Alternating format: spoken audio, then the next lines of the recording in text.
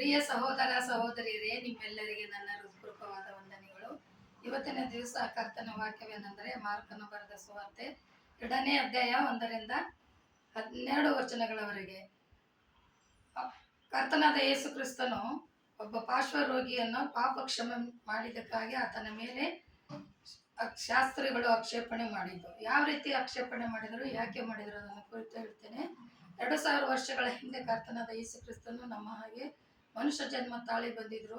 ಆ ಸಮಯದಲ್ಲಿ ಕರ್ತನ ನಮ್ಮೆಲ್ಲರಿಗಾಗಿ ಶಿಲುಬೆ ಮೇಲೆ ಪ್ರಾಣವನ್ನು ಕೊಟ್ಟು ತಿರುಗಿ 3ನೇ ದಿವಸದಲ್ಲಿ ಎದ್ದಿದ್ದಾರೆಂದು ಎಲ್ಲರೂ ನಂಬಬೇಕು. ಅದನ್ನು ಯಾರು ನಂಬುತ್ತಾರೋ ಅವರು ನಿತ್ಯ ಜೀವ ಹೊಂದುತ್ತಾರೆ ಅಂತ ದೇವರ ವಾಕ್ಯ ಹೇಳ್ತಾರೆ. ಅದೇ ಪ್ರಕಾರ ಇಲ್ಲಿಯೂ ಕೂಡ ಏನಂದ್ರೆ, ಕರ್ತನಾದ ಯೇಸು ಕ್ರಿಸ್ತನು ಕಪೆರ್ನೌಮ್ ಎಂಬ ಊರಿಗೆ ಬಂದು ಅಲ್ಲಿ ಒಂದು ಮನೆಯಲ್ಲಿ ಕುಳಿತು ಎಲ್ಲರಿಗೆ ಸಂದೇಶವನ್ನು ಸಾರುತ್ತಾ ಇರ್ತಾರೆ. ಹಾಗೂ ಎಲ್ಲ ರೋಗಿಗಳು ಕೂಡ ಬಂದು ಅವರಲ್ಲಿ ಸ್ವಸ್ಥ ಹೊಂದುತ್ತಾ ಇರ್ತಾರೆ. ಅಂತ ಸಮಯದಲ್ಲಿ ತುಂಬಾ ಜನರು ಗುಂಪು ಗುಂಪಾಗಿ ಅವರ ಹತ್ತಿರ ಬಂದದಾಗಿ, ಅವರ ದ್ವಾರದಲ್ಲಿ ಕೂಡ ಅವರಿಗೆ ಸ್ಥಳವಿರಲಿಲ್ಲ. ಯಾಕಂದ್ರೆ ಒಬ್ಬ ಪಾರ್ಶ್ವರೋಗಿಯನ್ನ 4 ಜನ ಹೊತ್ತುಕೊಂಡು ಬರ್ತಾ ಇದ್ರು.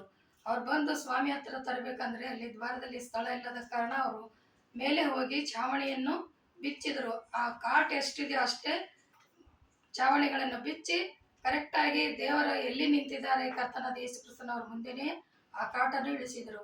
ಅವಾಗ ಕರ್ತನಾದ ಯೇಸು ಕ್ರಿಸ್ತನು ಹೇಳ್ತಾನೆ, ಮಗನೇ, ನಿನ್ನ ಪಾಪಗಳು ಕ್ಷಮಿಸಲ್ಪಟ್ಟವು ಎಂದು ಹೇಳ್ತಾರೆ. ಅದನ್ನು ಕೇಳಿ ಅಲ್ಲಿ ಕುಳಿತಂತ ಶಾಸ್ತ್ರಿಗಳು ಅವರೆಲ್ಲರೂ ತುಂಬಾ ಒಂಥರ ಆಶ್ಚರ್ಯ ಆಯ್ತಾರೆ. ಪಾಪಗಳನ್ನು ಕ್ಷಮೆ ಮಾಡಲು ಪ್ರಭುವಾದ ಯೇಸು ಕ್ರಿಸ್ತನಿಗೆ ಮಾತ್ರ ಇದೆ, ಇವ್ರಿಗೆ ಹೀಗೆ ಹೇಳ್ತಾನಲ್ಲ ಅಂತೇಳಿ ಬಾಯಿ ತೆರೆದು ಹೇಳಲಾದ್ರೆ ಅವರವ್ರ ಮನಸ್ಸಿನಲ್ಲಿ ಅಂತ ಇರ್ತಾರೆ. ಅದನ್ನು ಕರ್ತನಾದ ಯೇಸು ಕ್ರಿಸ್ತನು ಅವರೆಲ್ಲರ ಮನಸ್ಸನ್ನು ತಿಳಿದತನಾಗಿರ್ತಾನೆ, ಅವರ ಯೋಚನೆಗಳು ತಿಳಿದಾಗಿರ್ತಾನೆ. ಅದಕ್ಕಾಗಿ ಯಾವುದು ಸುಲಭ, ನಿನ್ನ ಪಾಪಗಳು ಕ್ಷಮಿಸು ಅನ್ನೋದು ಅಥವಾ ರೋಗಿಯನ್ನು ಎದ್ದು ಮನೆಗೆ ಹೋಗಿ ಎನ್ನುವುದು? ಮನುಷ್ಯ ಕುಮಾರನಿಗೆ ಭೂಲೋಕದಲ್ಲಿ ಪಾಪ ಕ್ಷಮೆ ಮಾಡಲು ಅಧಿಕಾರ ಉಂಟೆಂದು ನೀವೆಲ್ಲರೂ ತಿಳಿದುಕೊಳ್ಳಬೇಕು ಎಂದು ಹೇಳ್ತಾರೆ. ಅವಾಗೆಲ್ಲರೂ ಸುಮ್ಮನಾಗ್ತಾರೆ. ಹೌದು, ಕರ್ತನಾದ ಯೇಸು ಕ್ರಿಸ್ತನಿಗೆ ಎಲ್ಲರ ಪಾಪಗಳನ್ನು ಕ್ಷಮೆ ಮಾಡಲು ಅಧಿಕಾರ ಕೊಟ್ಟಿದ್ದಾರೆ.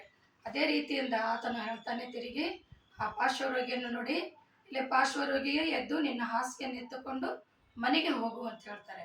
ಹೇಳಿದ ತಕ್ಷಣವೇ ಅವನು ಹಾಸಿಗೆಯನ್ನು ಎತ್ತುಕೊಂಡು ಕಾಟ್ ಸಹಿತವಾಗಿಯೇ ಮನೆಗೆ ಹೋಗ್ಲಿಕ್ಕೆ ರೆಡಿಯಾಗಿ ಹೋಗ್ತಾ ಇರ್ತಾನೆ. ಅವಾಗ ಎಲ್ಲಾ ಜನರು ನೋಡ್ತಾರೆ. ಬರುವಾಗ 4 ಜನರು ಅವನನ್ನು ಹೊತ್ಕೊಂಡು ಬಂದಿದ್ರು ಶವ ತರ. ಆದ್ರೆ ಈಗ ಅವನು ಎದ್ದು ಎಲ್ಲಾ ಮನುಷ್ಯರ ಹಾಗೆ ಹಾಸಿಗೆಯನ್ನು ತಾನೇ ಎತ್ತಿಕೊಂಡು ಮನೆಗೆ ಹೋಗ್ತಾ ಇದ್ದಾನಲ್ಲ ಅಂತ ಆಶ್ಚರ್ಯ ಪಡ್ತಾರೆ. ಇದಕ್ಕೆ ಕಾರಣವೇನಂದ್ರೆ ದೇವರಲ್ಲಿ ಇಟ್ಟಿರುವ ನಂಬಿಕೆ. ಅವರಿಗೆ ನಂಬಿಕೆ ಇತ್ತು, ಕರ್ತನಾದ ಯೇಸು ಕ್ರಿಸ್ತನಲ್ಲಿ ಹೋದ್ರೆ ನಮಗೆ ಸ್ವಸ್ಥವಾಗುತ್ತೇವೆ, ನಮ್ಮ ಎಲ್ಲಾ ರೋಗಗಳು ಹೋಗುತ್ತವೆ. ನಮ್ಮ ವಿಶ್ವಾಸ ನಮಗೂ ನಿಮಗೂ ಎಲ್ಲರಲ್ಲಿದ್ದಾಗ ಕರ್ತನು ಆ ಕಾರ್ಯವನ್ನು ತಪ್ಪದೆ ಮಾಡ್ತಾನೆ. ಹಾಗೂ ಯೋಹಾನ 14:14 ಕೂಡ ಹೇಳ್ತದೆ, ನನ್ನ ಹೆಸರಿನ ಮೇಲೆ ಅಂದ್ರೆ ಕರ್ತನ ಹೆಸರಿನ ಮೇಲೆ ಯಾರ್ಯಾರು ಬೇಡಿಕೊಳ್ಳುತ್ತಾರೋ ಅದನ್ನು ದೇವರು ಕೊಟ್ಟೆ ಕೊಡ್ತಾರೆ ಅನ್ನೋ ವಿಶ್ವಾಸ ನಮಗಿದ್ದಾಗ ಕರ್ತನಾದ ಯೇಸು ಕ್ರಿಸ್ತನು ತಪ್ಪದೆ ತಡವಾದರೂ ಚಿಂತೆ ಇಲ್ಲ, ಕೊಟ್ಟೆ ಕೊಡ್ತಾರೆ. ಅದೇ ರೀತಿಯಿಂದ ದೇವರ ವಾಗ್ದಾನವು ಎಂದು ಸುಳ್ಳಾಗದಿಲ್ಲ ಅಂತೇಳಿ ನಾವು ನೀವು ಎಲ್ಲರೂ ನಂಬಿ ಕರ್ತನನ್ನ ಮಾರ್ಗದಲ್ಲಿ ನಾವೆಲ್ಲರೂ ನಡೆಯುವಂತೆ ಕೃಪೆ ಮಾಡಲಿ ಅಂತೇಳಿ ಪ್ರಾರ್ಥನೆ ಮಾಡೋಣ.